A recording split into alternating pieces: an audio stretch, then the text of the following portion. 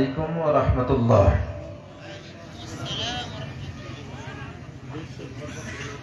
কেমন আছেন আপনারা? জি আলহামদুলিল্লাহ। গেটের বাইরে কিছু কথা হচ্ছে, অনুরোধ করছি আপনাদের এই কোরআনের আঙ্গিনায় চলে আসার জন্য। আমি আবারও সালাম জানাচ্ছি, আসসালামু আলাইকুম ওয়া রাহমাতুল্লাহ। আলহামদুলিল্লাহ نحمده ونستعينه ونستغفره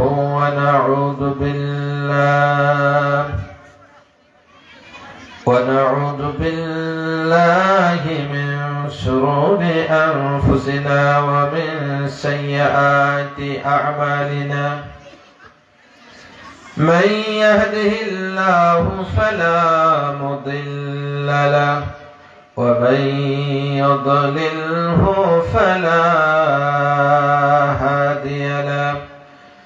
أشهد أن لا إله إلا الله وأشهد أن محمدا عبده ورسوله.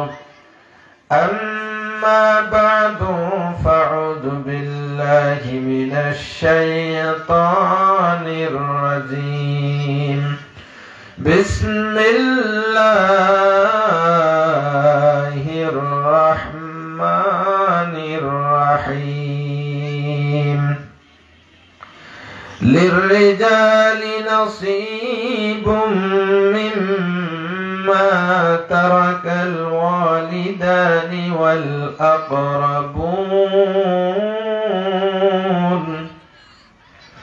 وللنساء نصيب مما ترك الوالدان والأقربون مما قل منه أو كثر نصيبا مفروضا. وبه قال حدثنا نصر بن علي الجهجمي قال حدثنا الصمد بن عبد الوارث قال حدثنا نصر بن علي قال حدثنا الأسعاس بن جابر عن شهر بن حوشب عن أبي هريرة أنه حدثه عن رسول الله صلى الله عليه وسلم قال: الرجل لا يعمل والمرأة بطاعة الله 60 سنة ثم يحضرهما الموت فيضاران في الوصية فتجب لهما النار. رواه الترمذي. وقال تعالى في شان حبيبه صلى الله عليه وسلم: إن الله وملائكته يصلون على النبي يا أيها الذين آمنوا صلوا عليه وسلموا تسليما. درود পড়ি। اللهم صل على محمد وعلى آل محمد كما صليت على إبراهيم وعلى آل إبراهيم إنك حميد مجيد. اللهم بارك على محمد وعلى آل محمد كما باركت على إبراهيم وعلى آل إبراهيم إنك حميد مجيد. জফুল যোগ যুগান্তরে খুশবু ছড়াই, জফুল যোগ যুগান্তরে খুশবু ছড়াই। এঁকেছি সে ফুল মোরা, এঁকেছি সে ফুল মোরা মনের কাবায়। যে ফুল যোগ যুগান্তরে খুশবু ছড়ায়। কালেমা পড়ি লা ইলাহা ইল্লাল্লাহ। মুহাব্বতে পড়ুন লা ইলাহা ইল্লাল্লাহ।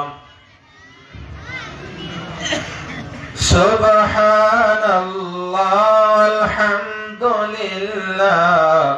লা ইলাহা ইল্লাল্লাহ। মুহাব্বত নে লা ইলাহা ইল্লাল্লাহ।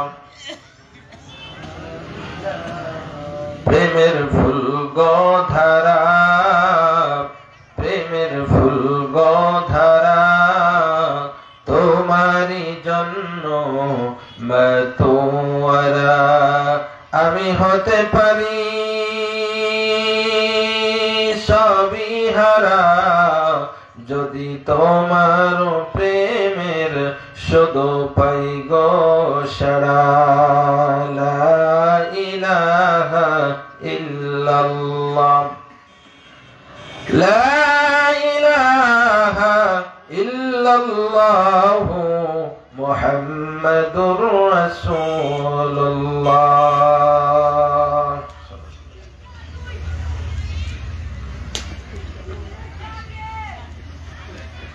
চরকডাঙ্গা ইসলামী সমাজ কল্যাণ পরিষদের উদ্যোগে আয়োজিত প্রথম বার্ষিকী তাফসীরুল কোরআন মাহফিলের সাদিপুর কেন্দ্রীয় ঈদগাহ ময়দানে আয়োজিত আজকের এই অনুষ্ঠানের মহামান্য মুহতারাম মুকাররম সভাপতি, এই অঞ্চলের বিশিষ্ট আলেমে দ্বীন, অত্যন্ত শ্রদ্ধাভাজন ব্যক্তিত্ব, প্রবীণ আলেমে দ্বীন মাওলানা আবুল কাসেম সালাফি হাফিজাহুল্লাহ, খতিব সাতপুকুরিয়া জামে মসজিদ, মহান আল্লাহ তাআলা সম্মানিত সভাপতি মহোদয়কে হায়াতে তাইয়্যিবা দান করুন, সকলে পড়ে আমিন। উপস্থিত ওলামায়ে হযরত,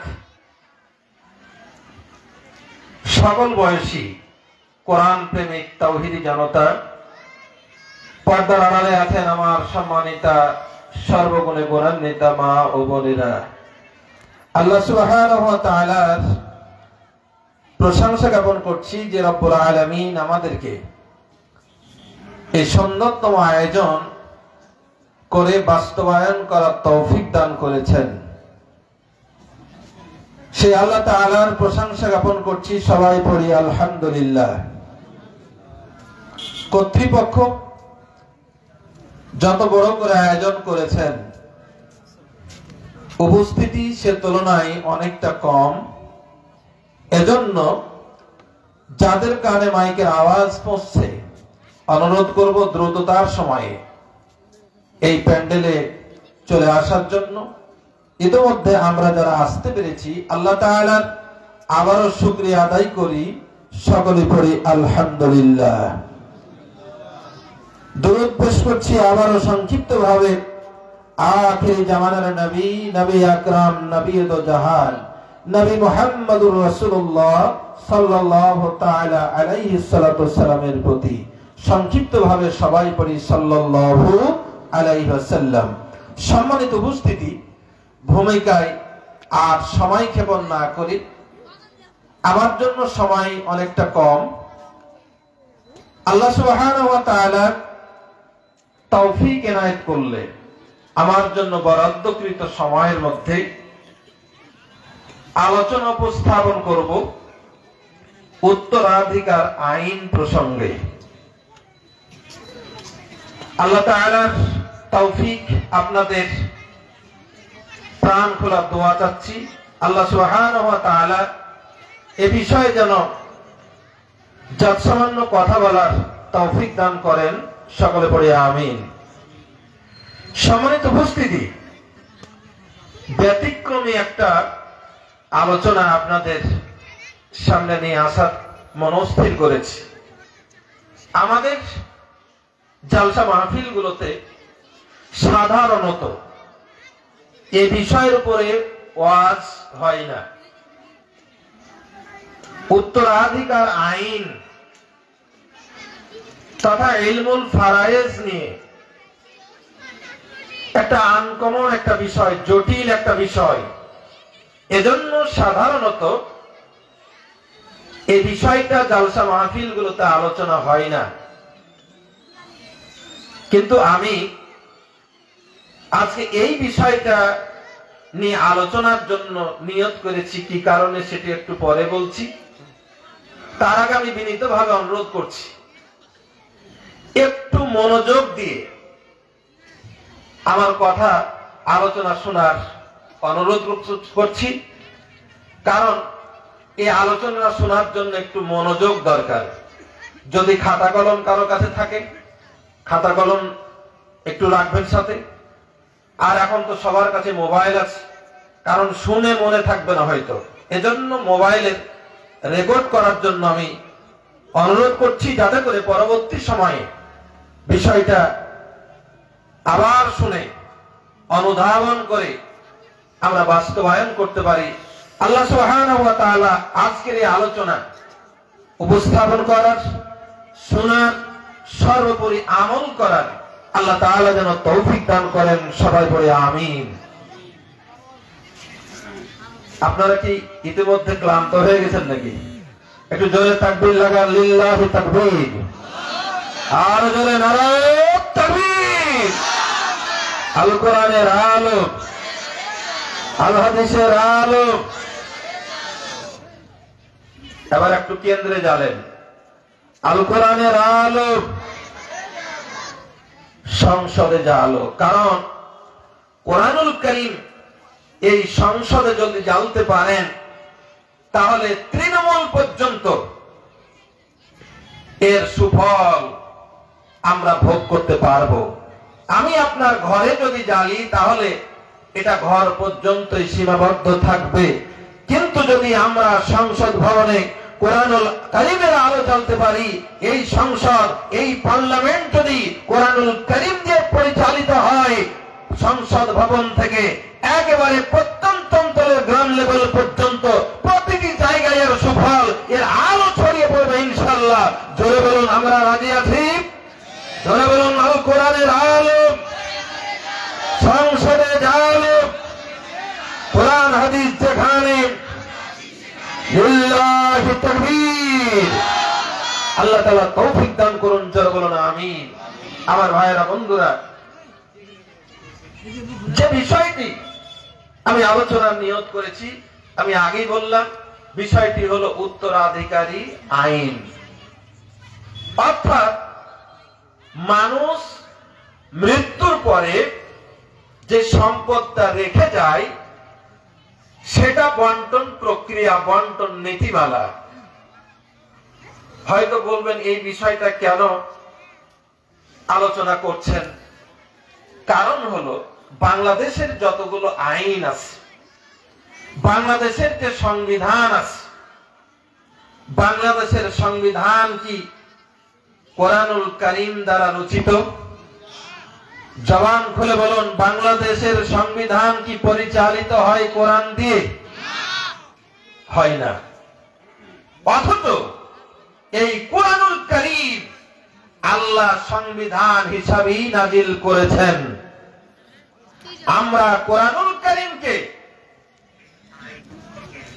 মরার পরে দাওয়াত খাওয়ার জন্য, জালসা মাহফিলে কথা বলার জন্য, মসজিদে ইমামতি করার জন্য আমরা এটাকে নির্বাচিত করেছি। অথচ আল্লাহ সুবহানাহু ওয়া তাআলা সূরা নিসা 105 নম্বর আয়াতে বলছেন, ইন্না আনজালনা ইলাইকাল কিতাবা বিল হাক্কি লিতাহকুমা বাইনান নাস। এ দুনিয়ার মানুষেরা, এই কোরআনুল কারীম আমি কেন নাজিল করেছি শোনো। এই কোরআনুল কারীম দিয়ে তাবিজ বানার জন্য আমি কোরআন নাজিল করি নাই। কোরআনুল কারীম দিয়ে মরা মানুষের দাওয়াত খাওয়ার জন্য নাজিল করি নাই। এই কোরআনুল কারীম দিয়া জিকির আজকাল শুধু করবে এজন্য কোরআন নাজিল করি নাই।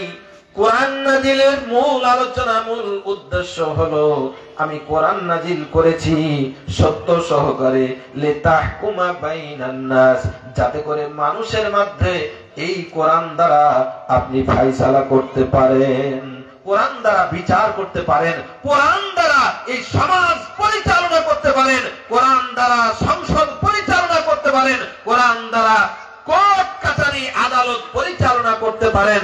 এই জন্য আমি কোরআন নাজিল করেছি। জোরে বলুন না সুবহানাল্লাহ। তো আল্লাহ রাব্বুল আলামিন কোরআন নাজিল করলেন মানুষের মধ্যে বিচার ফায়সালা করার জন্য, আইন প্রণয়নের জন্য। কিন্তু কোরআন কি সে কাজে ব্যবহৃত হয়েছে? জোরে বলুন হয়েছে? হয় নাই। বরং যতটুকু কোরআনুল কারীমের চর্চা আমাদের মধ্যে আছে, এই চর্চাটুকুকে বাধাগ্রস্ত করে দেওয়ার জন্য, এই চর্চাটুকুকে আমাদের সমাজ থেকে শেষ করে দেওয়ার জন্য যুগ যুগ ধরে প্রচেষ্টা চালিয়ে আসছে আবু জেহেল, আবু লাহাব, উতবা, সাইবা এবং তৎপরবর্তী যুগে তার উত্তরসূরিরা। জোরে বলুন কথা ঠিক কিনা? কিন্তু তাদের মিশন কি সফল হয়েছে? হবেও না ইনশাআল্লাহ।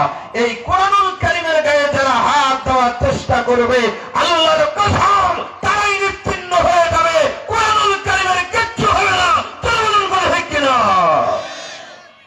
আমার ভাইয়েরা, বন্ধুরা, কোরআন যেজন্য নাজিল হলো, এই কোরআনকে আমরা সেভাবে বাস্তবায়ন করতে পারি নাই। ওইভাবে বাস্তবায়ন করা প্রয়োজন আছে না নাই? আর জোরে বলুন আছে না নাই? কারা কারা চান কোরআন দ্বারা সমাজ পরিচালিত হোক? দুই হাত তুলে দেখান আল্লাহর বান্দারা। লিল্লাহি তাকবীর, লিল্লাহি তাকবীর। আল্লাহ কবুল করুন। জোরে বলুন আমিন। বলছিলাম ভাইরা, কোরআন দ্বারা সংবিধান চলে না আমার দেশের, কোরআন দ্বারা সুপ্রিম কোর্ট চলে না, কোরআন দ্বারা হাইকোর্ট চলে না, কোরআন দিয়ে জজ কোর্ট চলে না, কোরআন দিয়ে আমার প্রতিষ্ঠান চলে না, কোরআন দিয়ে আপনার পৌরসভা চলে না, কোরআন দিয়ে আমার আপনার সমাজ চলে না। চলে মানব রচিত আইন দ্বারা। জোরে বলুন কথা ঠিক কিনা? কোরআন দিয়ে আমাদের দেশের আইন প্রণীত হয়নি। যতগুলো আইন আছে তার মধ্যে একটা আইন হলো বাংলাদেশের মুসলিম পারিবারিক আইন, অর্থাৎ উত্তরাধিকারী আইন। বাংলাদেশের যে আইন এবং কোরআনের যে আইন 99.99 ভাগ একই। জোরে বলুন আলহামদুলিল্লাহ। বাংলাদেশের কোন আইন কোরআন দ্বারা রচিত নয়, কিন্তু মুসলিম পারিবারিক আইনটা কোরআনে যা বলা আছে, বাংলাদেশের সংবিধানে যেটা আছে, এই আইনটা কোরআনের আইনের সাথে কতটা মিল আছে বললাম? 99.99 ভাগ মিল। কোরআনে যা আছে বাংলাদেশের সংবিধানেও সেটা আছে। 0.1% ভিন্নতা আছে। আমার ভাইয়েরা, এই 0.1% কোরআনের সাথে সাংঘর্ষিক থাকার কারণে এই ক্ষেত্রে, এই উত্তরাধিকার আইন বাস্তবায়নের ক্ষেত্রে সরকার যেমন ক্ষতিগ্রস্ত, সরকার যেমন পাপী হচ্ছে, আমরা প্রতিটা পরিবার এই পাপে পাপিষ্ট হচ্ছি। আমরা এই 1.1% কোরআনের সাথে সাংঘর্ষিক আইন থাকার কারণে আমরা কোরআনের আইনটা সুফল পাচ্ছি না। আমাদের সুফল পাওয়ার জন্য এই 0.1% এই আইনটাও কোরআন ভিত্তিক হওয়া জরুরি। জোরে বলুন ইনশাআল্লাহ। আমার ভাইরা, বন্ধুরা, জাহিলি যুগের মানুষেরা ওরা মনে করত পিতামাতা মারা গেলে বা মানুষ মারা গেলে তার সম্পত্তির ভাগ শুধুমাত্র প্রাপ্ত বয়স্ক যুবকরা পাবে, ছেলে মানুষরা পাবে। কোন নারী মৃত্যু ব্যক্তির পরিত্যক্ত সম্পত্তিতে সম্পদ পাবে না, শিশুরাও কোনো সম্পদ পাবে না। আমার ভাইরা বন্ধুরা, জাহিলি যুগের সেই আইনকে উৎখাত করে দিয়া আল্লাহ রাব্বুল আলামিন আয়াত নাযিল করে দিয়া ঘোষণা দিয়ে দিলেন, লিররিজালি নাসিবুম মিম্মা তারাকাল ওয়ালিদানি ওয়াল আকরাবুন। পিতামাতা এবং নিকটতম আত্মীয় স্বজন যা কিছু সম্পদ রেখে যায়, এখান থেকে পুরুষ যারা সেটা 1 সেকেন্ডের বয়সী যদি হয়, মাতৃগর্ভ থেকে জন্ম নিয়ে একবার চিৎকার দিয়ে কাঁদলে এরপরেও যদি মারা যায়, ওই সন্তানটাও তার পিতামাতা নিকটতম আত্মীয় স্বজনের ওয়ারিশ হয়ে যায়। জোরে বলুন সুবহানাল্লাহ। এই বাচ্চাটা, নবজাতক বাচ্চাটা যদি পুরুষ হয়, তার জন্য অংশ রয়েছে। আর মানুষটি যদি 100 বছরের বৃদ্ধ হয়, তার জন্য আল্লাহ রাব্বুল আলামিন নির্ধারিত অংশ রেখেছেন। প্রাপ্তবয়স্ক হলে পাবে আর শিশু হলে পাবে না, এমনটি বিধান আল্লাহ রাখেন নাই। আল্লাহ রাব্বুল আলামিন বলেন, ওয়ালিন-নিসাই নাসিবুম মিম্মা তারাকাল ওয়ালিদানি ওয়াল আকরাবুন। তেমনই ভাবে পুরুষরা যেমন অংশ পায়, নারীরাও তার পিতামাতা এবং নিকটতম আত্মীয় স্বজনের পরিত্যক্ত সম্পত্তিতে নারীদের জন্য অংশ আছে। জাহিলি যুগের জাহেলরা যেই নারীদের অংশটাকে মুছে ফেলে দিয়েছিল, তাদেরকে বঞ্চিত করেছিল, ইসলামী আয়াত নাযিল করে নারীদের অধিকার পিতার সম্পত্তিতে, ভাইয়ের সম্পত্তিতে, স্বামীর সম্পত্তিতে, তার নিকটতম আত্মীয় স্বজনের সম্পত্তিতে নারীদের অধিকার নিশ্চিত করে দিয়েছেন। জোরে বলুন আল্লাহু আকবার। আর জোরে বলুন আল্লাহু আকবার। মিম্মা কাল্লা মিনহু আও কাসুর, ক্ষেত্র বিশেষে কম পাবে, ক্ষেত্র বিশেষে বেশি পাবে।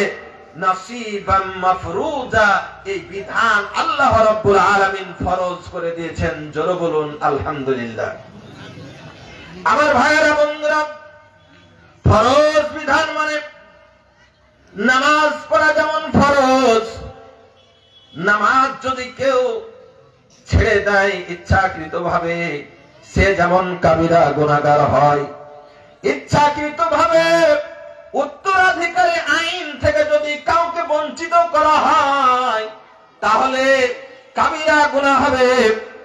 কেউ যদি নামাজকে অস্বীকার করে, নামাজকে অস্বীকার করার কারণে একজন মানুষ কাফের হয়ে যায়, তেমনি ভাবে উত্তরাধিকারী আইনকে যদি কেউ অস্বীকার করে, সেও কাফির হয়ে যাবে, ঈমান নষ্ট হয়ে যাবে।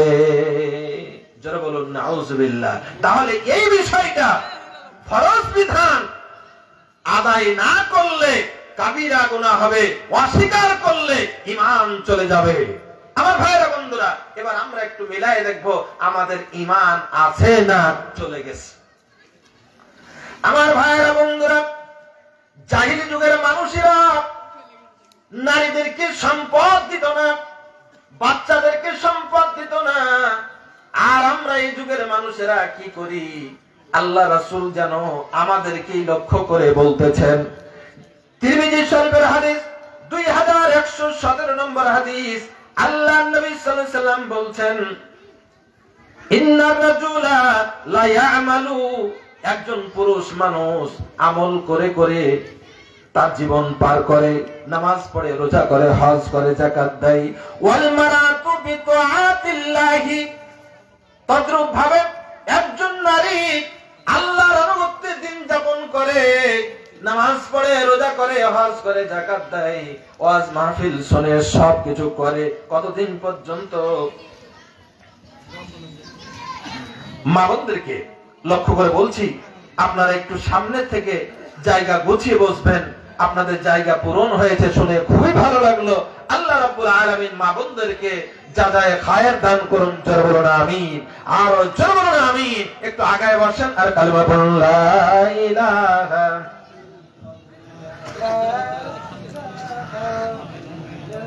সুবহানাল্লাহ আলহামদুলিল্লাহ লা ইলাহা ইল্লাল্লাহ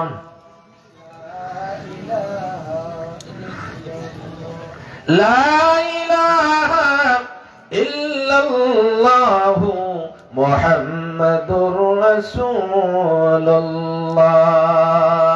আমার ভাইরা বন্ধুরা, বলছিলাম একজন মানুষ আমলের মধ্য দিয়ে জীবন যাপন করে, একজন মহিলা আল্লাহর আনুগত্যে জীবন যাপন করে। কতদিন পর্যন্ত? নবীজি একটা বয়স বেঁধে দিলেন, 60 সানা, 60 বছর এভাবে পার করে দিল। 60 বছর বয়স হয়ে গেল, নামাজ রোজা হজ যাকাত সবকিছু দিয়ে পার করে। সুম্মা ইয়াহদুরুহুমাল মাউত, এরপরে তার কাছে মৃত্যু আসার সময় হয়ে গেছে। ফায়ুদাররানি ফিল ওয়াসিয়া, একটা ওসিয়ত দ্বারা, একটা কথা দ্বারা, একটা কলমের সিগনেচার দ্বারা তার সব আমলগুলো নষ্ট করে দেয়। ফাতাজিবু লাহুমান নার, ফলে ওই নারী পুরুষের জন্য আল্লাহর জাহান্নাম ওয়াজিব হয়ে যায়। জোরে বলুন নাউযুবিল্লাহ। কেমন ভাবে? ও যুবকেরা, নারীরা শুনুন, বাংলাদেশের মানুষেরা আমরা যেভাবে আমাদের আমলগুলো শেষ করে দিই, সারা জীবন নেক আমল করে চলছি, শেষ বয়সে নিয়ত করেছি একটু হজে যাব, হজের জন্য টাকা দাখিল হয়েছে, এবার পরিবার পরিজনের কাছ থেকে বিদায় নেওয়ার পালা। বিদায় নেওয়ার আগে এবার হজে গমনিচ্ছ ব্যক্তি চিন্তা করলো, আমি যেহেতু চলে যাচ্ছি, আবার ফিরবো কি ফিরবো না কোনো বলা যায় না। এজন্য জমি জায়গাগুলো বন্টন করে দেয়, ছেলেদেরকে ভালো দেয়, আর মেয়েকে বলে মারে তোরে আমি ঠগাইনি, ওই ডাঙ্গার জমিটা তোকে দিয়ে দিলাম। কম বেশি করে লিখা দিয়ে হজে যাওয়ার রেকর্ড আমাদের দেশে আছে না নাই? আরো জোরে বলুন, আছে না নাই? এক ছেলেকে বেশি দেয় আর এককে কম দেয়, মেয়েকে ফাঁকি দেয়। জন্মদাতা পিতা হয়ে সন্তানদের ওয়ারিস অংশীদার, তার হিস্সা কেড়ে নেওয়ার নজির এদেশের বহু হাদি, বহু আলেম, বহু মুরব্বির ক্ষেত্রে আমরা দেখতে পাই। এইভাবে একটা ওসিয়ত দ্বারা, একটু লিখে দেওয়ার দ্বারা তার জীবনের সবকিছু নষ্ট করে দেয়। আল্লাহ নবী মুহাম্মদ সাল্লাল্লাহু আলাইহি সাল্লাম বলছেন, ফাতাজিবুল হুমান নার, ওই নারী এবং পুরুষ সারা জীবনের আমল একটা ওসিয়ত দ্বারা, একটা রেজিস্ট্রি অফিসে গিয়ে স্বাক্ষর করার দ্বারা তার জীবনের সব নেক আমল বরবাদ করে দিয়ে তার জায়গাকে জাহান্নামে করে নিল। জয় বলুন নাউযুবিল্লাহ। আমার ভাইয়েরা বন্ধুরা, বলছিলাম বাংলাদেশের আইন আর কোরআনের আইন সবগুলো এক জায়গায় করলে এক রকমই আছে, কিন্তু একটা জায়গায় যেটা ভিন্নতা আছে, ভিন্নতার জায়গাটা হলো একটা জায়গা, একটা আইন, একটা অংশ, এটা কোরআনের সাথে সাংঘর্ষিক। ওই জায়গাটা বাংলাদেশের তৈরি করা আইন নয়। 1961 সালে আইয়ুব খান যখন ক্ষমতায় ছিল, আইয়ুব খান চিন্তা করলো, কোন ব্যক্তি যদি মারা যায় আর যদি তার সন্তান থাকে, আর যদি তার পিতা বিদেশ থাকে, তাহলে বাবার আগে যদি ছেলে মারা যায় আর ওই ছেলে বা মেয়ের যদি সন্তান থাকে, ওই মৃত্যু ব্যক্তির যদি আরো সন্তান থাকে, তাহলে ইসলামী শরিয়াতের বিধান অনুযায়ী মৃত্যু ব্যক্তির যদি অন্য আরো ভাই বোন থাকে, তাহলে তার ছেলে মেয়েগুলো তার দাদার সম্পত্তিতে কোনো ভাগ পায় না, ভাগ পায় না। হয়তো মনে করবেন ইসলাম এখানে জুলুম করেছে, না, বরং এখানে ওসিয়তের একটা বিধান দিয়ে 1/3 টোটাল সম্পত্তি 3 ভাগের 1 ভাগ দাদাকে ওসিয়ত করতে বলা হয়েছে। আইয়ুব খান চিন্তা করলো, মৃত্যু ব্যক্তির ছেলে মেয়েগুলি ইয়াতীম হয়ে গেল, দাদার সম্পত্তিতে ভাগ পাবে না, এখানে আমাদের দেশে একটা কথা আছে মজলুম মিরাজ। কি আছে? মজলুম, আমরা মজলুম মিরাজ বলি, আসলে শব্দটা হলো মাজলুম মিরাজ। অর্থাৎ এই নাতিপুতিগুলো দাদার সম্পত্তি থেকে বঞ্চিত হয়ে এরা মাজলুম হয়েছে, এরা অত্যাচারিত হয়েছে। জোরে বলুন নাউজুবিল্লাহ। অত্যাচারের আঙ্গুলটা কার দিকে? আল্লাহর দিকে। শরীয়তের আইনটা কে দিয়েছেন? আল্লাহ দিয়েছেন।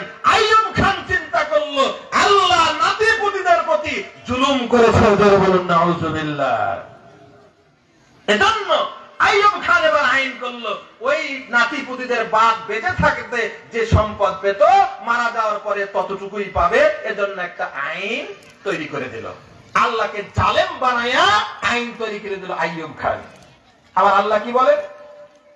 আল্লাহ রাব্বুল আলামিন বলেন সূরা আল ইমরানের 182, সূরা আনফালের 51, সূরা হজ্জের 10 নম্বর আয়াতে আল্লাহ রাব্বুল আলামিন বলেন আন্নাল্লাহ, নিশ্চয় আল্লাহ, লাইসা বিযাল্লামিল লিল আবিদ, আল্লাহ বান্দাদের প্রতি জুলুমকারী নন। আল্লাহ কোন বান্দার প্রতি জুলুম করেন না। 3 আয়াতে আল্লাহ তাআলা বললেন। আল্লাহ রাব্বুল আলামিন হামিম সাজদা 46 নম্বর আয়াতে বলেন ওয়ামা রাব্বুকা বিযাল্লামিল লিল আবিদ। আল্লাহ রাব্বুল আলামিন যেন এই আয়াতগুলোকে, এই জালেমদেরকে লক্ষ্য করে বলল, ও আইয়ুব খান, আল্লাহ তোমার চরিত্রই হয়তো বুঝে গেছেন, এজন্য তার নবীকে ডাক দিয়ে বলেছেন, হে রাসূল, আপনার রব বিযাল্লামিল লিল আবিদ, বান্দাদের প্রতি জালেমকারী নন।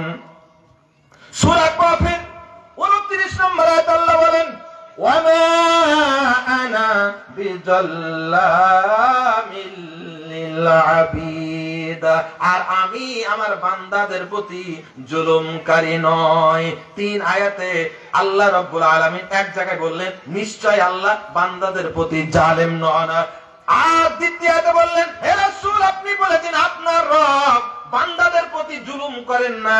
তৃতীয় আয়াতে আল্লাহ বললেন আমি আল্লাহ বান্দাদের প্রতি জুলুমকারী নই। জোরে বলুন সুবহানাল্লাহ। আল্লাহ কি বান্দার উপর জুলুম করেন না?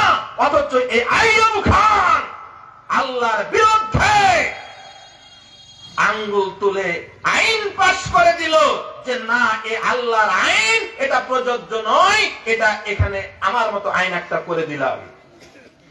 আমার ভাইয়েরা, বন্ধুরা, ওই পাকিস্তানিরা অন্যায় করেছিল বলে আমরা তাদেরকে নানাবিধ গালিগালাজ করি। বাংলাদেশ 61 সনের আইন, 71 সন, 10 বছর তারা এই আইন চালিয়েছে। 71 সনে আমরা এদের স্বাধীন করেছি, কিন্তু বাংলাদেশের যারা শাসক তারাও এই আইনটাকে বড় মহব্বত করে ভালোবেসে রেখে দিয়েছে। পাকিস্তানিরাকে সহ্য হয় নাই, পাকিস্তানিদেরকে তারা গালমন্দ করেছে, অথচ 61 সনের আইনটাকে তারা পরিবর্তন করে নাই। শেখ মুজিব থেকে শুরু করে বর্তমান ইউনূস সরকার সহ যতগুলো সরকার এদেশে এসেছে, কেউ এই আইনটা পরিবর্তনের ইচ্ছা পোষণ করে নাই। জোরে বলুন কথা ঠিক কিনা? ও মুসলমানেরা, এই বাংলাদেশে এত বছর ধরে উত্তরাধিকারীর ক্ষেত্রে এই আইনটা এখনো বলবৎ আছে। এই আইনটা কি এমনই থাকবে নাকি আল্লাহ যেভাবে আয়াত নাজিল করেছে ওইভাবেই করা দরকার আছে? জোরে বলুন আছে না নাই? আরো জোরে বলুন আছে না নাই? কারা কারা চান 2 হাত তুলে দেখান আল্লাহর আইন কায়েম দরকার। লিল্লাহি তাকবীর, লিল্লাহি তাকবীর। আল্লাহ কবুল করুন। জোরে বলুন আমিন। শুধু এটা নয়, গোটা কুরআনুল কারীমকে এদেশের সংবিধানের মূল উৎস হিসাবে দেখতে চাই। জোরে বলুন ইনশাআল্লাহ। আরো জোরে বলুন ইনশাআল্লাহ। আমার শ্রদ্ধাভাজন মশিউর ভাই কত সুন্দর একটা গান গাইলেন আমার আগে। কোন একদিন এদেশের আকাশে কালিমার পতাকা দুলবে। আমার ভাইরা, বাংলাদেশে আল্লাহ রহমতে কোরআনের দ্বীন প্রচারের একটা সুন্দর পরিবেশ আল্লাহ দান করেছেন। জোরে বলুন আলহামদুলিল্লাহ। বিগত 16 বছর এই দেশের কোরআনের আইন এই জলসা মাহফিল করার জন্য মানুষের কাছে ধর্ণা দিতে হয়েছে, পুলিশের কাছে আমাদেরকে আবেদন করতে হয়েছে, ডিসি অফিস আবেদন করতে হয়েছে, বক্তার আইডি কার্ড জমা দিতে হয়েছে, শর্তের উপর শর্ত, এটা বলা যাবে না সেটা বলা যাবে না, এই করে হাত পা বেঁধে কথা বলার সুযোগ দিয়েছিল, কোথাও বা বন্ধ করে দিয়েছিল। জোরে বলুন কথা ঠিক কিনা? আমার ভাইরা বন্ধুরা, এই বাধা দেওয়ার কারণে আল্লাহ তাদেরকে ইতিহাসের আস্থা করে নিক্ষেপ করেছে। জোরে বলুন কথা ঠিক কিনা? আজকের এই মাহফিল করার জন্য কি আপনাদের কারো পারমিশন নেওয়া লেগেছে? জোরে লেগেছে? এই যে সুযোগ আল্লাহ দিলেন আমার ভাইয়েরা বন্ধুরা, এই সুযোগ থেকে কাজে লাগিয়ে আমাদেরকে বাংলাদেশের মসনদে কোরআনের আইন চালু করার জন্য আরবিতে চেষ্টা করতে হবে। জোরে বলুন কথা ঠিক কিনা? আর চলুন ইনশাআল্লাহ, আর চলুন ইনশাআল্লাহ। আল্লাহ তাআলা তৌফিক দান করুন। জোরে বলুন আমিন। আমার ভাইয়েরা বন্ধুরা, আমাদের শ্রদ্ধাবাদন স্যার, ঐতিহ্যবাহী মুন্ডমালা কামিল মাদ্রাসার সম্মানিত অধ্যক্ষ মহোদয়, তিনি আমাদের মাঝে উপস্থিত হয়েছেন। আমরা তাকে সাদর সম্ভাষণ জানাচ্ছি। মহান আল্লাহ তাআলা তাকে হায়াতে তাইয়্যিবা দান করুন। সবাই বলি আমিন। আমার ভাইরা বন্ধুরা, তাহলে বলছিলাম আল্লাহ তাআলা বান্দাদের উপর জুলুমকারী নন, অথচ আইয়ুব খান আল্লাহকে জালেম বানাইয়া একটা ধারা পরিবর্তন করে দিল। দ্বিতীয় যে অন্যায়টা আছে আমাদের সমাজে, এটা ওই উত্তরাধিকারী আইনের মধ্যে পড়ে না, কিন্তু যেটা অন্যায় হয়ে আছে সেটা হলো, আপনি যদি আপনি ইচ্ছা করেন আপনার এক বেটাকে, মনে করেন আপনার 5 বিঘা জমি আছে, 2 ছেলে 1 মেয়ে আছে, তাহলে হিসাব অনুযায়ী 2 ছেলে পাবে 2 বিঘা করে, মেয়ে পাবে কত? 1 বিঘা করে। এখন আপনি ইচ্ছা করলেন এক বেটাকে 3 বিঘা দিব, আর এক বেটাকে 1 বিঘা দিব, আর এক বেটিকে মনে করলেন যে 10 কাঠা দিব। আপনি ইচ্ছা করলে আপনার জীবদ্দশায় এটা লিখে দিতে পারেন কি পারেন না? ইচ্ছা করলে আপনি লিখে দিতে পারবেন। আমাদের দেশে আইনের যেটা ব্যত্যয় ঘটেছে সেটা হলো, কোর্ট যদি ইসলাম দ্বারা পরিচালিত হতো তাহলে আপনি আপনার ইচ্ছা অনুযায়ী ইচ্ছা মাফিক এইভাবে ফারায়েজ বন্টন করতে পারতেন না। আপনাকে বলা হতো ইসলামী সরকার থাকলে আপনি যে আপনার ছেলে মেয়েদের নামে জমি লিখে যাচ্ছেন, আপনার ওয়ারিস কারা কারা এটা লিখে দেন, সেটা তালিকা দেন। আপনার স্ত্রীকে বঞ্চিত করলেন, বাপ মাকে বঞ্চিত করলেন, মেয়েকে বঞ্চিত করলেন, একটা বেটা আপনাকে ভালোবাসে ওই জন্য ওই বেটাকে সব লিখে দিলেন। আমার ভাইয়েরা বন্ধুরা, এই লিখে দেওয়ার পর কোরআনী আইন চালু নাই বলে আমাদের রেজিস্ট্রি অফিসে গিয়ে আমরা আমাদের ওয়ারিসদেরকে ঠগাইয়া আমরা অগ্রিম জমি জমা লিখে দেই। শুনুন মুসলমানেরা, আমরা যদি এইভাবে সম্পত্তি কম বেশি করে বন্টন করি, পরকালে তো আপনার শাস্তি হবেই হবে, দুনিয়ার জীবনটাও আপনার জন্য একেবারে জাহান্নামের টুকরা হয়ে যাবে। যে মেয়েটাকে আপনি ভালোবাসা কম দিয়ে আপনি কম দিলেন, যেই ছেলেটাকে কম দিলেন, ওই ছেলে মেয়েগুলো কি আপনাকে ভালোবাসবে? আমার ভাইয়েরা, ভাই ভাই দ্বন্দ্ব হবে, বাপ ছেলের সম্পর্ক দূরত্ব তৈরি হয়ে যাবে, এইভাবে সম্পদগুলো নষ্ট হয়ে যাবে, সম্পর্কগুলো নষ্ট হয়ে যাবে, সমাজে অশান্তি নেমে আসবে। আমার ভাইয়েরা বন্ধুরা, ইসলাম কি বলেছে? আল্লাহ রাব্বুল আলামিন বলেছে, তুমি তোমার সম্পত্তি রেখে গিয়ে মারা যাও, মারা যাওয়ার পরে শরিয়া অনুযায়ী তোমার সম্পত্তি বন্টন হয়ে যাবে। আল্লাহ রাব্বুল আলামিন কোরআনুল কারীমে উত্তরাধিকারী আইনের বিষয়ে যেই কমান্ডটা করেছেন সেটি হলো মা তারাক। মানুষ যেটা রেখে যাবে সেটার ভাগ হবে, তুমি তোমার ইচ্ছা অনুযায়ী ভাগ করতে পারো না।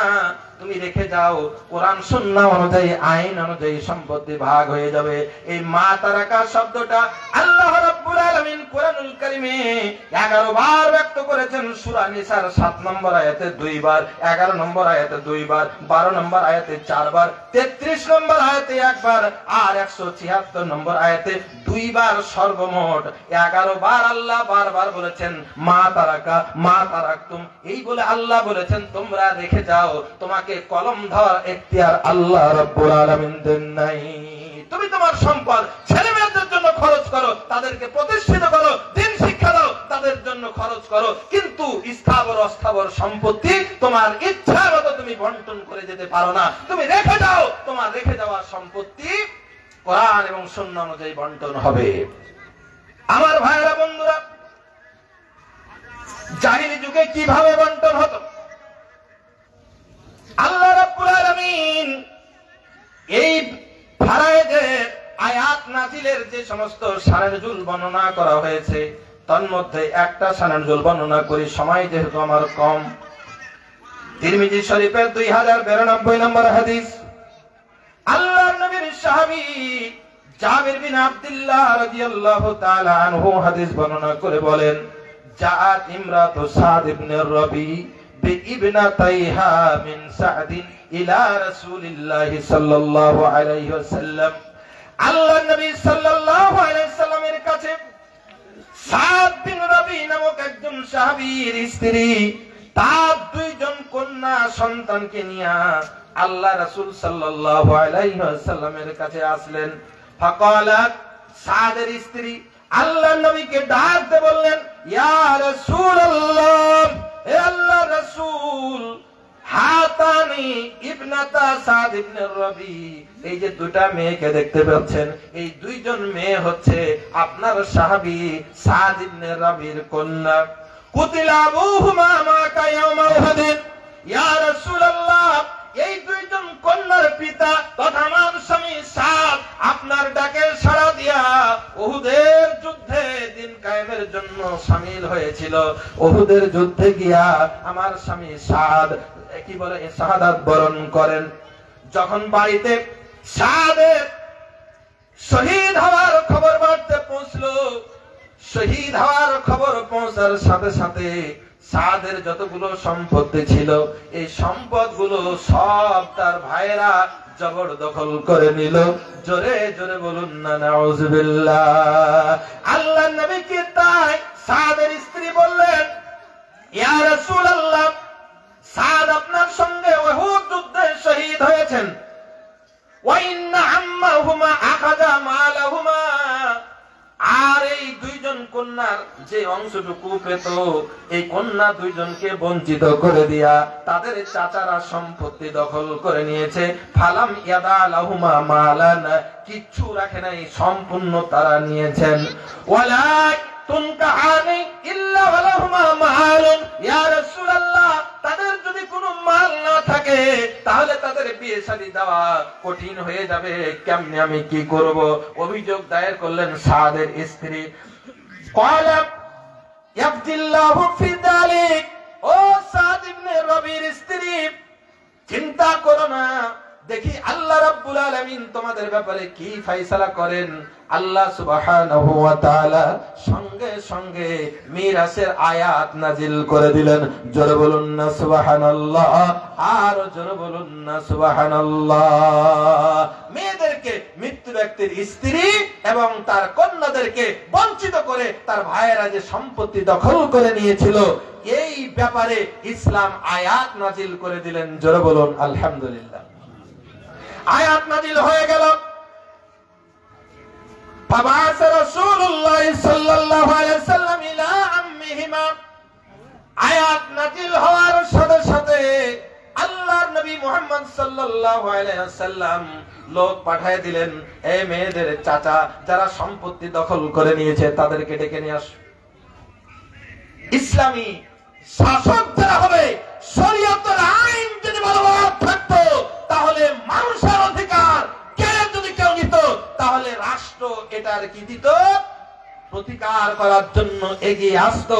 যেমন এসেছিলেন বিশ্বনবী সাল্লাল্লাহু আলাইহি সাল্লাম, আয়াত নাজিল হয়ে গেল, তার মানে এই আইন লঙ্ঘন করবে এই সাহস আর কারো নাই। বিশ্বনবী লোক পাঠিয়ে দিলেন, ডেকে নিয়ে আসো ওই মেয়েদের চাচাকে, সাদের ভাইদেরকে ডেকে নিয়ে আসো, যারা সাদের সম্পত্তি, তার ভাতিজি এবং ভাই বোনের সম্পত্তি নষ্ট করে দিয়ে নিয়ে আসো। আমার ভাইয়েরা, বন্ধুরা, ডেকে আনা হলো। আল্লাহ রাসূল মুহাম্মদ সাল্লাল্লাহু আলাইহি সাল্লাম এবার কোরআনের আইন অনুযায়ী ফায়সালা শুনায়ে দিলেন সাদের ভাইদেরকে। আতি ইবনাতাই সাদিন আসলুসাইনি, এ সাদের ভাইরা, তোমার ভাই দুইজন মেয়ে রেখে গেছে। এই দুইজন মেয়েকে তার রেখে যাওয়া সম্পত্তির 3 ভাগের 2 ভাগ দিয়ে দাও। ওয়া আতে উম্মাহুমা আস-সুমুনা, আর এদের মা তথা তোমাদের ভাবি সাদের স্ত্রীকে 8 ভাগের 1 ভাগ দিয়ে দাও। ওয়া মা বাকিয়া ফাহুয়া লাকা, এদেরকে দেওয়ার পরে যদি কিছু অবশিষ্ট থাকে তাহলে সেটা তোমরা পাবে, অবশিষ্ট না থাকলে তোমাদের কোনো খাওয়া নাই।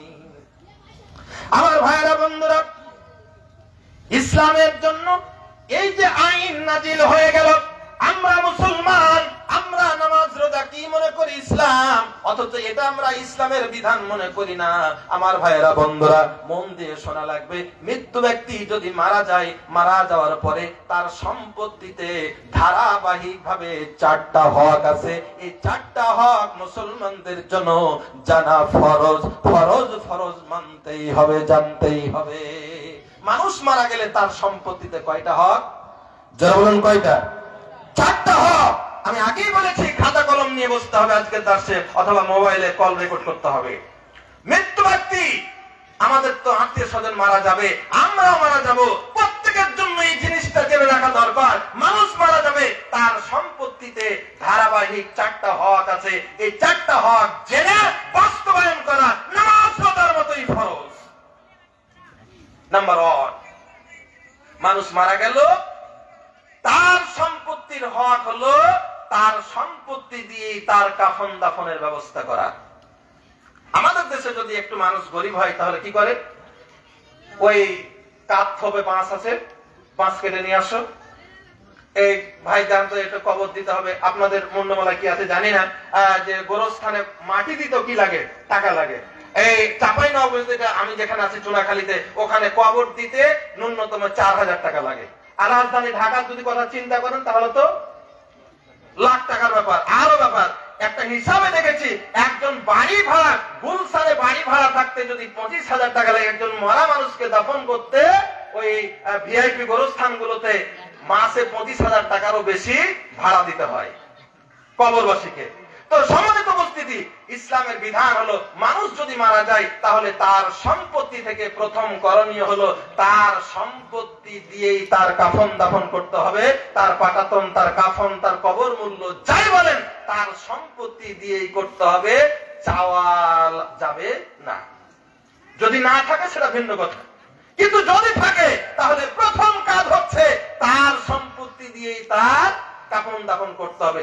যদি লোকটা কি জন্য এটা বিধান, কেন সারা জীবন লুটতারাজ করেছেন, অংশীদারের অংশ ফাঁকি দিয়ে সম্পত্তি করেছেন, সরকারি বরাদ্দকৃত জনগণের জন্য রিলিফের মাল, জনগণের রাস্তার জন্য বরাদ্দ টাকা জনগণের জন্য বুঝায় না দিয়া আপনি আখের বুঝাইছেন, আর আপনি মারা গেলে আপনার কাফন একেবারে ওই হাজী সাহেবের কাছ থেকে ইহরামের কাপড় নিয়ে আর হাজী সাহেবের পাশের থবের দিয়ে আপনাকে একবারে ভালো জায়গায় দাফন করে দেব না, এটা হবে না। আল্লাহ রাব্বুল আলামিন বলেন, তুমি যে মানের সম্পদ দিয়েছো ওই টাকা দিয়ে তুমি কবরে চলে যাও। যদি তুমি ভালো মানুষ হও, বৈধ উপার্জন হয়, তাহলে তোমার বৈধ উপার্জনে তুমি কবরে চলে যাও। তুমি যদি হারামখোর হও, তোমার হারাম উপার্জন দিয়ে কি করো? তুমি কবরে চলে যাও। তাহলে 1 নাম্বার হক হলো তার সম্পত্তি দিয়ে তার কাফন দাফনের ব্যবস্থা করতে হবে। সম্মানিত ভাইরা, 2 নাম্বার হক হলো তার ঋণ পরিশোধ করা। মৃত্যু ব্যক্তি যদি তার জীবদ্দশায় ঋণ করে গিয়ে থাকে তাহলে তার ঋণ পরিশোধ করা ফরজ। আল্লাহ রাসূল সাল্লাল্লাহু আলাইহি সাল্লাম বলেছেন, এই পৃথিবীতে যত মানুষ মারা যায়, যত কারণে মারা যায়, শ্রেষ্ঠতম মৃত্যু হলো শাহাদাতের মওত। আল্লাহর জমিনে আল্লাহর দ্বীনকে কায়েম করার জন্য যারা রণাঙ্গনে বুকে তাজা রক্ত বিসর্জন দিয়ে শহীদ হয়ে যায়, আল্লাহ রাসূল সাল্লাল্লাহু আলাইহি সাল্লাম বলছেন এরা বিনা হিসাবে আল্লাহর জান্নাতে চলে যাবে। জোরে জোরে বলুন না সুবহানাল্লাহ। শহীদের জান্নাতে যেতে কোনো বাধা নাই, কোনো হিসাব লাগবে না। কিন্তু শহীদের যদি ঋণ থাকে, আশ-শাহীদু ইয়াদখুলুল জান্নাহ ইল্লা দাইন, শহীদ জান্নাতে যাবে, শহীদকে জান্নাতে যাওয়া থেকে কেউ বাধা দিতে পারবে না, কেউ আটকাতে পারবে না। কিন্তু শহীদ যদি তার জীবদ্দশায় ঋণ করে গিয়ে থাকে, আর ওই ঋণ যদি পরিশোধ করা না হয়, শহীদকেও আল্লাহর জান্নাতে ঢুকতে দেওয়া হবে না, আটকে দেওয়া হবে। জোরে বলুন নাউজুবিল্লাহ। এজন্য আল্লাহ রাসূল মুহাম্মদ সাল্লাল্লাহু আলাইহি সাল্লাম জানাজার নামাজে গিয়ে একটা কথা বলতেন। আমাদের দেশে জানাজার নামাজ মানে এক একটা সমাবেশ। আমাদের দেশের জানাজার নামাজ মানে এক একটা কি সমাবেশের রূপ নিয়েছে। এলাকার যত হুজুর আছে মনে করেন, আর যত রাজনৈতিক নেতা আছে, সম্মানিত ভাইয়েরা, সম্মানিত বোনেরা, মাইক নিয়ে এক নেতাগিরি দেখাতে আসে জানাজার মাঠে, ভোট চাইতে আসে জানাজার মাঠে। এগুলো ইসলাম সাপোর্ট করে না। আল্লাহ রাসূল মুহাম্মদ সাল্লাল্লাহু আলাইহি সাল্লাম জানাজার সামনে রেখে যেই কথাটা জরুরি ভাবে বলতেন, সেটা হলো মাইয়েতের কোনো ঋণ আছে কিনা। যদি ঋণ থাকতো, পরিশোধের দায়িত্ব কে নিবা? ক্ষেত্র বিশেষে রাসূল নিজেও দায়িত্ব নিয়েছেন। কিন্তু যদি দায়িত্ব না নেওয়া হয়েছে, রাসূল সাল্লাল্লাহু আলাইহি ওয়াসাল্লাম বলছেন, সাল্লু আলা সাহিবিকুম, তোমাদের সাথীর জানাজার নামাজ তোমরাই পড়ে নাও, আমি পড়বো না। তো সম্মানিত উপস্থিতি, জানাজার প্রাক্কালে ঋণ পরিশোধের জন্য রাসূল সাল্লাল্লাহু আলাইহি ওয়াসাল্লাম তাগাদা দিয়েছেন। তাহলে মৃত্যু ব্যক্তির পরিত্যক্ত সম্পত্তিতে 2 নম্বর যে হকটা হলো, মৃত্যু ব্যক্তিকে কাফন দাফন হয়ে যাবে, তারপরে তার সম্পত্তির উপর হক হলো, সে যদি ঋণ করে থাকে, পরিবারের লোকজন তার ওয়ারিসেরা ঋণ পরিশোধ করতে বাধ্য। যদি মৃত্যু ব্যক্তির স্থাবর অস্থাবর বাড়ি গাড়ি কাঁথা কাপড় ঘটি বাটি যা আছে সব যদি বিক্রি করেও হয়, তবুও ঋণ পরিশোধ করতে হবে। অথচ আমরা করি কি, আমার বাপ ধার করেছে আমি জানি না, বলে কি বলে না, অস্বীকার করে। এজন্য উচিত হলো আল্লাহর বান্দারা যদি পরকাল হারাতে না চান, ঋণ মানুষ করবে, ঋণ প্রয়োজনে করতে হতে পারে, সুদের উপর ঋণ করবেন না, প্রথম কথা। তারপরে যদি ঋণ করতে হয়, লিখে রাখবেন। হযরত ওমর ফারুক রাদিয়াল্লাহু তাআলা আনহু যখন শহীদ হন, তখনও তার বহু ঋণ ছিল। আপনার আমার ঋণ থাকতে পারে, কিন্তু ঋণ হলে লিখে রাখবেন, পরিবারকে জানিয়ে রাখবেন, আমার কাছে এই ঋণ আছে, এই লোক এই সংস্থা আমার কাছে টাকা পাবে। মানুষ যখন মারা যাবে, পরিবার একজন জন্য দায়িত্ব হলো তার সকল সম্পত্তি বিক্রি করে দিয়েও যদি হয়, তাহলে ঋণ পরিশোধ করতে হবে। ঋণ রেখে পরিবার লোকজন ছেলে মেয়েরা সম্পত্তি ভাগ করতে পারে না। সম্পত্তি যদি ভাগ করে নেয়, এটা পরিবারদের ওই লোকদের জন্য জায়েজ হবে না, এটা হারাম ভক্ষণ করা হবে। জোরে বলুন নাউজুবিল্লাহ। এটা আছে না নাই সমাজে? আছে। আমাদের খেয়াল রাখতে হবে, মানুষ মারা যাওয়ার পরে তার সম্পত্তি ভাগ করার আগে জানতে হবে তার ঋণ আছে কিনা। ঋণ থাকা অবস্থায় কোনো বন্টন হবে না, আগে ঋণ পরিশোধ হবে, তার সবকিছু বেঁচে হলেও ঋণ দিতে হবে, তারপর ভাগ হবে। 2 নম্বর কাজ শেষ। 3 নম্বর হক হলো, মৃত্যু ব্যক্তি যদি ওসিয়ত কিছু করে গিয়ে থাকে, সেটা লিখিত অস্কিত হোক অথবা মৌখিক ওসিয়ত হোক, যদি ওসিয়ত করে থাকে তাহলে ওসিয়ত পূরণ করতে হবে সর্বোচ্চ 1/3 দিয়ে, 3 ভাগের 1 ভাগ দিয়ে। কাফন দাফন হয়ে গেল, ঋণ পরিশোধ হয়ে গেল, এখন কিছু সম্পদ আছে। এখন 3য় নম্বরে যেটা দেখতে হবে, এই লোকটি বেঁচে থাকতে কোনো ওসিয়ত করেছে কিনা। ওসিয়তের ক্ষেত্রে দেখতে হবে, লা ওয়াসিয়াতা লা ওয়াসিয়াতা লিওয়ারিসিন, ওয়ারিসের জন্য কোনো ওসিয়ত চলবে না। মৃত্যু ব্যক্তি যদি বলে, আরে বেটা আমার বড় বেটাটাকে নিয়ে খাইতেছ, ও তো চাকরি বাকরি করেনি, তুই তো চাকরি বাকরি করছিস, হয়তো 2টা বেটা একটা চাকরি করছে, একটা কৃষক, এখন যে ছেলেটা চাকরি করছে ওকে বলছে যে বেটা তোর বড় ভাইকে নিয়ে তো খেটেছি সংসারে, সে কিছু করতে পারেনি, তো একটু ওসিয়ত করলো তোর ভাইকে 2 বিঘা জমি একটু বেশি দিয়ে দিস। এটা ইসলাম পছন্দ করে না। লা ওয়াসিয়াতা লিওয়ারিসিন, ওয়ারিসের জন্য কোনো ওসিয়ত চলবে না, ছেলে মেয়েদের জন্য কোনো ওসিয়ত চলবে না, যারা সম্পত্তির প্রকৃত ভাগ পাবে তাদের জন্য কোনো ওসিয়ত চলবে না। ওসিয়ত কাদের জন্য? যারা ওয়ারিস নয়। ওই যে আমি প্রথমে বললাম নাতিপুতি তার বাপ মরে গেছে, তাদের জন্য ওসিয়ত চলবে। পাড়ার একটা এতিম ছেলে, আপনি তার দায়িত্ব নিচ্ছেন, ওই ছেলেটাকে ওসিয়ত করেন। মসজিদ মাদ্রাসার জন্য ওসিয়ত করেন। এই ওসিয়ত গুলো যদি করেন তাহলে সর্বোচ্চ পরিবার 1/3 দিয়ে পরিশোধ করতে বাধ্য। অনেকে আবার ছেলে মেয়ের উপর রাগ করে সব সম্পত্তি শোধ করে যায়। আমাদের নাচলে একজন করেছিল কি, ছেলে মেয়ের উপর রাগ করে যা সব জমি মাদ্রাসায় দিয়ে দেবো।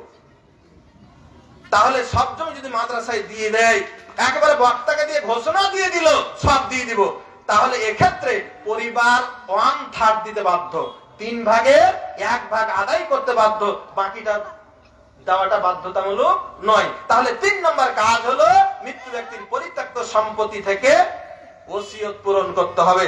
4 নম্বর হক হলো এবার যে সম্পত্তি থাকবে এই সম্পত্তি কোরআন এবং হাদিস যেভাবে বলেছে সেভাবে সম্পত্তি বন্টন করতে হবে। এখন কাকে দিবেন আগে? বেটাকে? না, আল্লাহ বেটার কথা একবারও বলেননি। আসহাবে ফারায়েজকে দিতে হবে। আল্লাহ যাদেরকে নির্ধারিত অংশ দিয়েছেন তাদেরকে বলা হয় আসহাবে ফারায়েজ। এই আসহাবে ফারায়েজ তারাই হুমুল্লাযীনা লাহুম সিহামুন মুকাদ্দারাতুন ফি কিতাবিল্লাহি তাআলা। আল্লাহ তাআলা কোরআনে যাদের জন্য অংশ নির্ধারণ করে দিয়েছেন এদেরকে আগে দিতে হবে। এই অংশ নির্ধারণকারী জনগোষ্ঠীর মধ্যে বেটা নাই। আছে 4 শ্রেণীর পুরুষ, পিতা আছে, দাদা আছে, বৈপিত্রীয় ভাই আছে, আর স্বামী আছে। মেয়েদের মধ্যে আছে 8 শ্রেণীর মানুষ, স্ত্রী, কন্যা, পত্রী, সহোদরা বোন, বৈমাত্রী বোন, বৈপিত্রীয় বোন, মা এবং দাদি নানি। তাহলে এদেরকে বলা হয় আসহাবুল ফারায়েজ। এদেরকে আগে দিতে হবে। এদেরকে দেওয়ার পরে যদি কিছু বেঁচে থাকে তখন বেটা পাবে, তার আগে বেটাকে দেওয়া যাবে না। তাহলে সম্পত্তি বন্টন করতে গিয়ে আগে দিতে হবে যাদের জন্য নির্ধারিত অংশ আল্লাহ নির্ধারণ করে দিয়েছেন তাকে দিতে হবে। এরপরে যাদের জন্য আল্লাহ আসাবা বানিয়েছেন অবশিষ্ট ভোগী যারা প্রাপক এদেরকে দিতে হবে। যদি এদেরও লোক না থাকে, মনে করেন আসহাবে ফারায়েজও কেউ নাই, এরপরে আসাবাও নাই, অর্থাৎ ছেলে পোতা এরাও নাই, তখন যায় জাবিল আরহাম, মামা গোষ্ঠীর দিকে। মামারা পায় মানে থার্ড অপশন হিসাবে। মনে করেন এরাও নাই, যদি এমন কিছু হয়, এমন কোন মানুষ আছে তার আত্মীয় স্বজনই নাই, তখন আল্লাহ রাসূল সাল্লাল্লাহু আলাইহি ওয়াসাল্লাম বলছেন তার সম্পত্তিটা সরকারের বাইতুল মালে চলে যাবে। এইভাবে বন্টন প্রক্রিয়া আল্লাহ সুবহানাহু ওয়া তাআলা দিয়েছেন। কাকে কতটুকু দিয়েছেন আল্লাহ তাআলা বর্ণনা করেছেন। এগুলো বর্ণনা করার জন্য একটা লম্বা সময়ের প্রয়োজন। এটা ক্লাসের মুন্ডমালা ঐতিহ্যবাহী কামিল মাদ্রাসা, এখানে আলিম ক্লাসে এই সাবজেক্টটা পড়ানো হয়। আল্লাহ রাসূল মুহাম্মদ সাল্লাল্লাহু আলাইহি ওয়াসাল্লাম যে বিধানগুলো দিয়েছেন, এই যে তাফসীর মাহফিলে আপনাদেরকে একটা উদ্বুদ্ধ করার জন্য বললাম, এই বিষয়টা নিয়ে কেউ কথা বলে না, কিন্তু আল্লাহ রাসূল সাল্লাল্লাহু আলাইহি ওয়াসাল্লাম বলছেন তাআল্লামুল ইলমা ওয়া আল্লিমুন নাস, হে মানুষেরা তোমরা জ্ঞান অর্জন করো, মানুষকে শিখাও। ওয়া তাআল্লামুল ফারায়েজ ওয়া আল্লিমুন নাস, মিশকাত শরীফের 279 নম্বর হাদিস, আল্লাহ রাসূল বলছেন জ্ঞান শিখো, মানুষকে শিখাও। ইলমে ফারায়েজ, এই জমি জমা বন্টন নীতি শিখো, মানুষকে শিখাও। ওয়া তাআল্লামুল কুরআন ওয়া আল্লিমুন নাস, কুরআন নিজে শিখো, অন্যকে শিখাও। ফাইন্নি ইমরুম মাকবুদুন, আমি হচ্ছি মানুষ, আমাকে অচিরেই হয়তো, আল্লাহ রাসূল বলেন আমাকে অচিরেই হয়তো উঠিয়ে নেওয়া হবে, আমার মৃত্যু ঘটবে। ওয়াল ইলমু সায়াকবাদ, ইলমও এক সময় ক্রমান্বয়ে উঠে যাবে। ওয়া তাজহারুল ফিতান হাত্তা ইয়াখতালিফা ইসনান ফি ফারিজাতিন লা ইয়াজিদু আহাদান ইয়াফসিলু বাইনাহুমা, কিয়ামতের পূর্বে এমন হবে দুইজন মানুষ জমি জমা নিয়ে, সম্পত্তি বন্টন নিয়ে গন্ডগোল হচ্ছে, তাদের মধ্যে ফায়সালা করার জন্য তৃতীয় কাউকে পাওয়া যাবে না। অর্থাৎ সর্বপ্রথম কিয়ামতের আগে ইলমে ফারায়েজের জ্ঞান উঠে যাবে। আজকে বর্তমানে অনেক আলেম আছে, অনেক মাওলানা আছে, অনেক হুজুর আছে, অনেক প্রভাষক, মুহাদ্দিস, মুফাসসির, প্রিন্সিপাল আছে। যদি জিজ্ঞেস করেন হুজুর এটার ফায়সালা কিভাবে হবে, অনেক হুজুর সাথে সাথে জবাব দিতে পারবে না, অনেকে পারবে না। আল্লাহ রাসূল যে আদেশটা দিলেন এই আদেশটা বাস্তবায়ন করা জরুরি। বাংলাদেশ সরকার এখনো মাদ্রাসার কারিকুলামে এই বিষয়টা অন্তর্ভুক্ত রেখেছে। মুন্ডমালা কামিল মাদ্রাসার আলিম ক্লাসে এই বিষয়টা পড়ানো হয়। আমি বিনীতভাবে অনুরোধ রাখবো, আপনারা আপনাদের সন্তানদেরকে মাদ্রাসায় পড়াবেন। কোথায় পড়াবেন? কোথায় পড়াবেন? মাদ্রাসায় পড়াবেন। কেন পড়াবেন? হয়তো বলবেন মাদ্রাসায় পড়লে খেতে পাবে না। খাওয়ার মালিক কে? জোরে বলুন, খাওয়ার মালিক কে? রুজির মালিক আল্লাহ। আপনি যদি বলেন মাদ্রাসায় পড়লে আমার ছেলে খেতে পাবে না, আমার মেয়ে খেতে পাবে না, তাহলে আপনার আমলনামায় শিরকের গুনাহ হবে, শিরকের গুনাহ হবে, শিরকের গুনাহ হবে। মুন্ডমালা কামিল মাদ্রাসার সম্মানিত প্রিন্সিপাল স্যার আমার এখানে বসা আছে। মুন্ডমালা মাদ্রাসা, মুন্ডমালা এই এলাকায় যারা চাকরি করেন, যারা কলেজে পড়েছেন, ভার্সিটি পড়েছেন, প্রিন্সিপাল স্যারের চেয়ে বেশি বেতন পান নাকি? উনি তো এই মাদ্রাসার ছাত্র, এই মাদ্রাসার চাকরি করেন, এই মাদ্রাসার প্রিন্সিপাল। আল্লাহর রহমতে তিনি বাংলাদেশের একটা বড় স্কেলে চাকরি করছেন মাদ্রাসায় পড়ে। তাহলে মাদ্রাসায় পড়লে যে খেতেও পাবে না, এই কথা শতভাগ ভুল। এতদিন এই মেসেজটা আপনাদের কাছে চলে গেছে নানা ভাবে। মাদ্রাসার সার্টিফিকেট থাকলে টেনে ফেলে দেওয়া হয়েছে, চাকরি হয়নি, বিভিন্ন জায়গা থেকে বঞ্চিত করা হয়েছে। জোরে বলুন, কথা ঠিক কিনা? আচ্ছা, জি, তো বঞ্চিত করা হয়েছে। আল্লাহর কসম, সময় পরিবর্তন হয়েছে। আজ থেকে হিসাব করে রাখবেন, এমনই একজন আসবে, আপনি যদি কোরআন না জানেন আপনার চাকরি হবে না। আপনি যদি ইসলামী আন্দোলনের কর্মী না হন, আপনার ইমামতিও হবে না।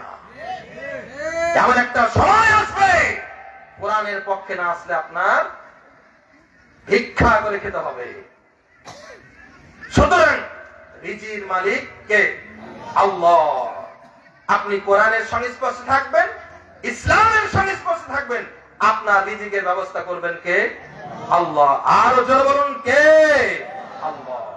কোন ফাঁক দিয়ে আল্লাহ আপনার ব্যবস্থা করে দিবেন আপনি চিন্তাও করতে পারবেন না। সম্মানিত উপস্থিতি, আমার সময় শেষ হয়ে আসছে। যেই বিষয়টা আমি বলতে চাচ্ছিলাম, ইলমে ফারায়েজ, উত্তরাধিকারী আইন প্রত্যেকটা মুসলমানদের জন্য জানা ফরজ। এটা মানুষ জানতে ফরজ, মানতে বাধ্য। অস্বীকার করলে ঈমান চলে যাবে, বাস্তবায়ন না করলে কাবিরা গুনাহ হবে। এই আইনটা যদি কেউ না মানে, আল্লাহ রাব্বুল আলামিন কি বলছেন তাদের বিষয়ে? আল্লাহ রাব্বুল আলামিন বলেন, তিলকা হুদুদুল্লাহ। সূরা নিসার 4 নম্বর আয়াতে আল্লাহ বলেন, তিলকা হুদুদুল্লাহ। এই ইলমে ফারায়েজের এই যে নীতিমালা গুলো যারা দেওয়া আছে, এগুলো হলো আল্লাহর নির্ধারিত সীমারেখা। বাপ এতটা পাবে, ছেলে এতটা অংশ পাবে, মেয়ে এতটা অংশ পাবে, স্ত্রী এতটা অংশ পাবে। এই যে আল্লাহ রাব্বুল আলামিন নির্ধারিত অংশ বেঁধে দিলেন, এর বাইরে যদি কলম ধরো তাহলে তোমার খবর আছে। আল্লাহ বলেন, তিলকা হুদুদুল্লাহ, এটা আল্লাহর সীমারেখা। এই আল্লাহর সীমারেখা, যারা আল্লাহর সীমারেখা যারা সম্মান করবে, আল্লাহর আইন তার রাসূলের আনুগত্য যারা করবে, এই ফারায়েজের আইন, উত্তরাধিকারী আইন যারা মেনে নেবে, আল্লাহ রাব্বুল আলামিন বলেন, ইউদখিলুহু জান্নাতিন তাজরি মিন তাহতিহাল আনহার। আমি ওই লোকদেরকে আল্লাহর জান্নাতে প্রবেশ করাবো। তাজরি মিন তাহতিহাল আনহার, যেই জান্নাতের তলদেশ দিয়ে নহর প্রবাহিত হবে, খালিদিনা ফিহা, সেখানে তারা চিরদিন থাকবে। ওয়া যালিকাল ফাউজুল আযীম, এটা হচ্ছে মহা সফলতা। পক্ষান্তরে কেউ যদি ওয়ারিস ঠকায়, কেউ যদি ওয়ারিসকে বঞ্চিত করে, ভাইরা যদি বোনদেরকে ঠকায়, আমাদের দেশে কমন একটা ফতোয়া আছে, দিহির ভাগ বোনেরা পায় না, আছে না? বোনেরাকে দিহির ভাগ ভাইয়েরা দিতে চায় না। বাপ মরে গেছে, সম্পত্তি ভাগের কোনো খবরই নাই, বোনেরা বলছে ভাই দাও। মনে হচ্ছে বোন এখন ভিক্ষু। আপনার ঘরের একটা টিন পর্যন্ত ভাগ হবে, ওখানে আপনার যেমন হক আছে আপনার বোনেরও হক আছে। আপনার বোনকে বাইরে একটু দিয়ে দিবেন আর গোটা দিহি আপনি ভোগ করবেন, এই বিধান ইসলাম দেন নাই, এটা আপনার বানানো হক। এক টুকরো জমিন, এক টুকরো জায়গা, এক বিঘত জায়গা যদি আপনার ওয়ারিসকে ঠকান, আল্লাহ তাআলার রাসূল বলছেন কিয়ামতের দিন আপনার ঘাড়ে 7 তব নামক জমিন চাপিয়ে দেওয়া হবে, আপনাকে এটা বহন করতে হবে। জোরে বলুন নাউযুবিল্লাহ। আল্লাহ রাব্বুল আলামিন বলেন ওয়ামান ইয়াসিল্লাহা ওয়া রাসূলাহু, এই বিষয়ে যারা 14 নম্বর আয়াত সূরা নিসা, এই বিষয়ে যারা উত্তরাধিকার আইনের বিষয়ে যারা আল্লাহকে মানবে না, রাসূলের আইন যারা মানবে না, ওয়া ইয়াতাআদ্দা হুদুদাহু, আল্লাহর সীমারেখা যারা ক্রস করবে, আইয়ুব খানের মতো আইন বানাবে, ওই আইয়ুব খানের আইনকে শেখ মুজিব থেকে ডক্টর ইউনূস পর্যন্ত সবাই যারা সম্মান করে চলেছে, শুনে রাখুন আপনারা, এটা আল্লাহর আইনকে পাল্লা দেওয়ার নামান্তর। এটা যদি পরিবর্তন না করেন, এটা যদি বাংলাদেশে বাস্তবায়ন না করেন, ইদখিলুহু নারান, আল্লাহ তাকে অবশ্যই জাহান্নামে ঢোকাবেন, খালিদান ফিহা, ওই জাহান্নামে চিরদিন থাকবে, ওয়ালাহু আযাবুম মুহিন, আর তাদের জন্য আল্লাহ যন্ত্রণাদায়ক লাঞ্ছনাদায়ক শাস্তি নির্ধারণ করে রেখে দিয়েছেন। চিৎকার মেরে বলুন নাউযুবিল্লাহ।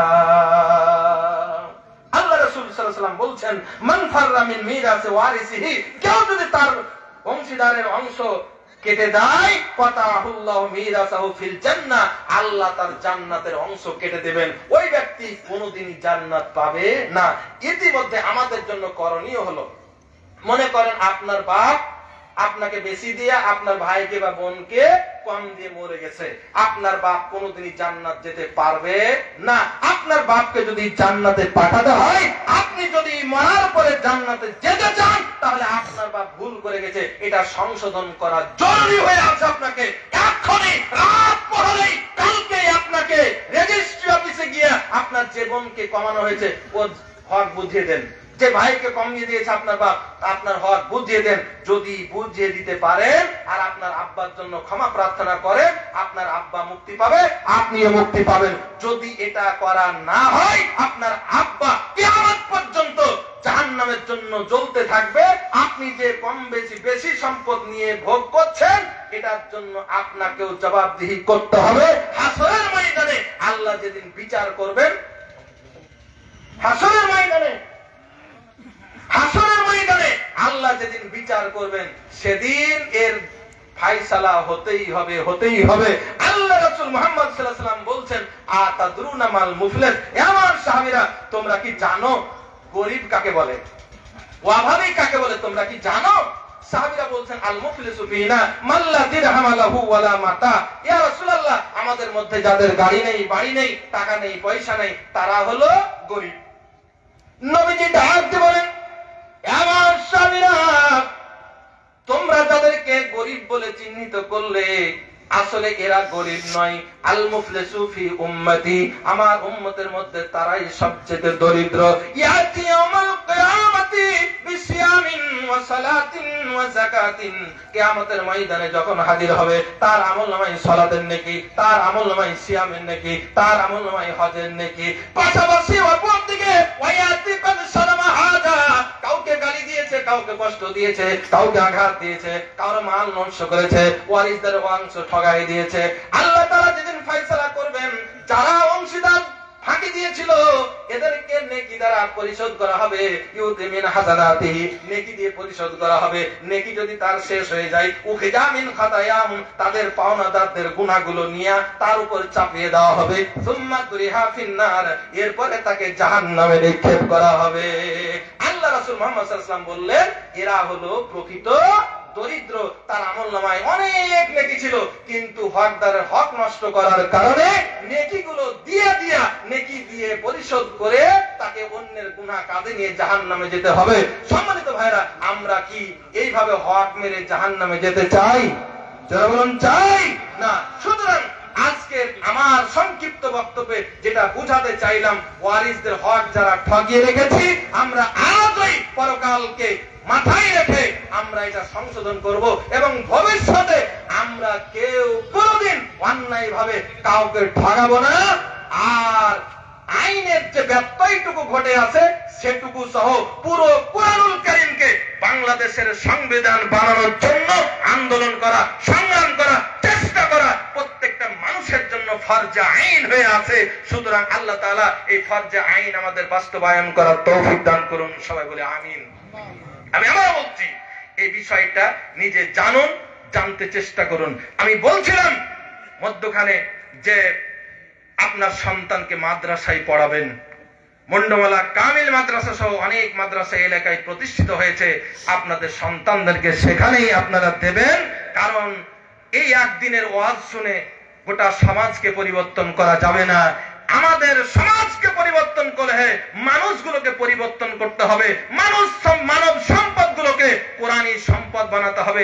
এজন্য মাদ্রাসা শিক্ষার, দ্বীনি শিক্ষার কোনো বিকল্প নাই।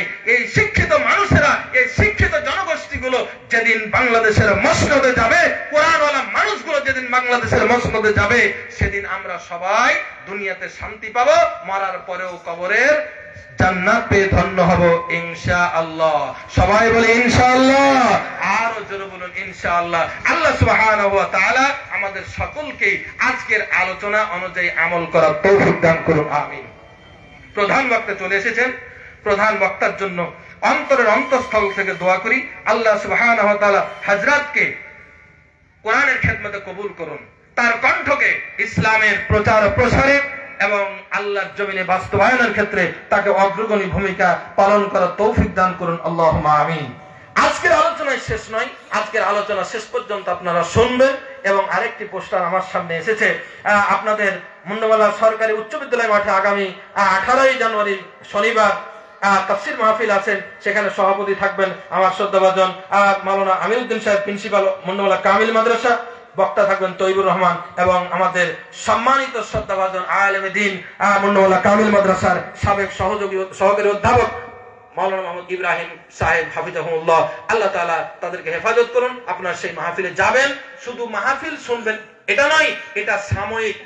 আর স্থায়ী সমাধান পেতে হলে মাদ্রাসায় আপনার ছেলে মেয়েদেরকে পড়াবেন। আল্লাহ তাআলা আমাদের সকলকেই কোরআনের সংস্পর্শে থাকার তৌফিক দান করুন, আমিন। আমি যৎসামান্য যা কিছু বললাম, বলার মাধ্যমে যদি কোনো ভুল ত্রুটি করে থাকি, বিজ্ঞ ওলামায়ে হাজরাত এখানে আছেন, সংশোধন দিবেন, আমি সংশোধিত হয়ে যাব ইনশাআল্লাহ। সঠিক কিছু আলোচনা হয়ে থাকলে মহান আল্লাহর কাছে ফরিয়াদ করি, আল্লাহ তুমি আমাকে সহ উপস্থিত আয়োজক, বক্তা, শ্রোতা সকলকে আমল করার তৌফিক দান করো, আমিন। আল্লাহ তুমি আমাদের এই মাহফিলকে আমাদের নাজাতের জরিয়া বানিয়ে দাও, আমিন। ওয়া আখির দাওয়ানা আনিল হামদুলিল্লাহি রাব্বিল আলামিন। আসসালামু আলাইকুম ওয়া রাহমাতুল্লাহি তাআলা ওয়া বারাকাতুহু।